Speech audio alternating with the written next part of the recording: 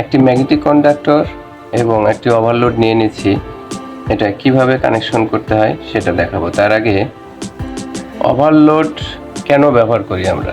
Overload সাধারণত মোটরের প্রোটেকশনের জন্য। যখন মোটর বেশি অ্যাম্পিয়ার কারেন্ট নেয় বা নির্দিষ্ট রেটিংয়ের চেয়ে বেশি নেয়, সেক্ষেত্রে ওভারলোডটি টিপ করে ম্যাগনেটিক কন্ডাক্টরকে ছেড়ে দেবে এবং মোটরটি সাপ্লাই বন্ধ করে দেবে। আমরা প্রথমে দেখে নিই ওভারলোড সেটিংটা। এখানে ওভারলোড সেটিং আছে, আপনি কত অ্যাম্পিয়ার লোড ব্যবহার করবেন ঠিক সেই পরিমাণে এই সেটিংটি অ্যাডজাস্ট করতে হবে। যেমন এটা যদি আপনি 5 অ্যাম্পিয়ার ব্যবহার করেন তাহলে এখানে দেখতে পাচ্ছেন এই 5 লেখা আছে, 5 লেখা আছে, এখানে রাখতে হবে। আচ্ছা, আমি এখন 5-এ রেখেছি।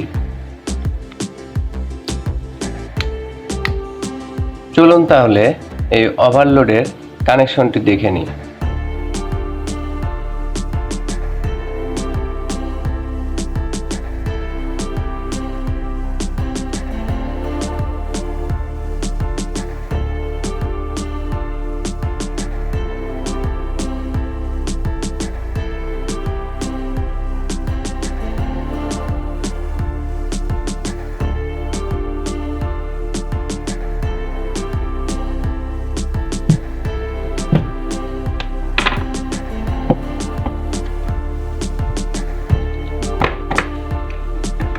আমার এখন মোটামুটি কানেকশন শেষ।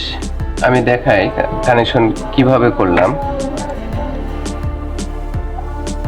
এটা হচ্ছে কয়েলের পাওয়ার কন্ট্রোলিং লাইনের 220 ভোল্টেজ। আমাদের ম্যাগনেটিক কন্ডাক্টরের 220 ভোল্টেজ আমি এক প্রান্ত এখানে সরাসরি লাগিয়ে দিয়েছি আমি কেবলের, এবং অপর প্রান্তটি লাগিয়েছি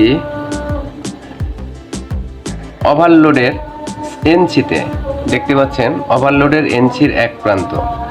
আচ্ছা, ওভারলোডের অপর প্রান্ত লাগিয়েছি অফ সুইচের এক প্রান্তে, এবং অপর প্রান্ত থেকে লাগিয়েছি অন সুইচের এক প্রান্তে, অপর প্রান্তে নিয়ে গেছি আবার ম্যাগনেটিক কন্ডাক্টরের কয়েলে A2-তে।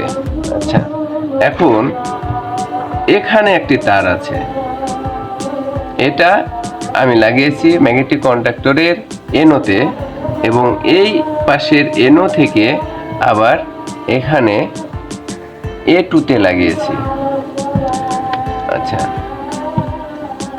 এবার দেখেন আমি পাওয়ারটা দিয়ে আসলে ম্যাগনেটিক কন্ডাক্টরটি এবার কাজ করছে কিনা দেখি।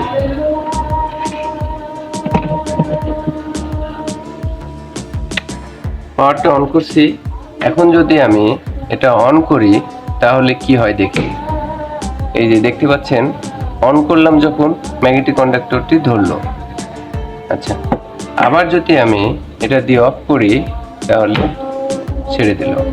এভাবেই ওভারলোড কানেকশন করতে হয়।